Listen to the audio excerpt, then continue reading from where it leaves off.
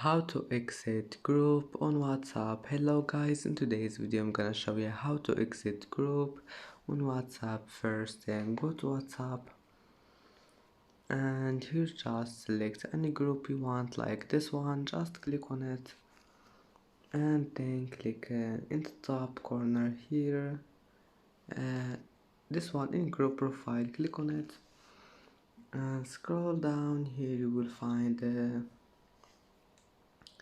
this one, exit group. Click on it and click here,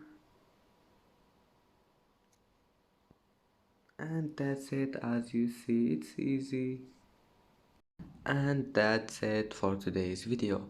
If you like this video, don't forget like and subscribe, and thank you for watching this video until the end, and see you in the next video.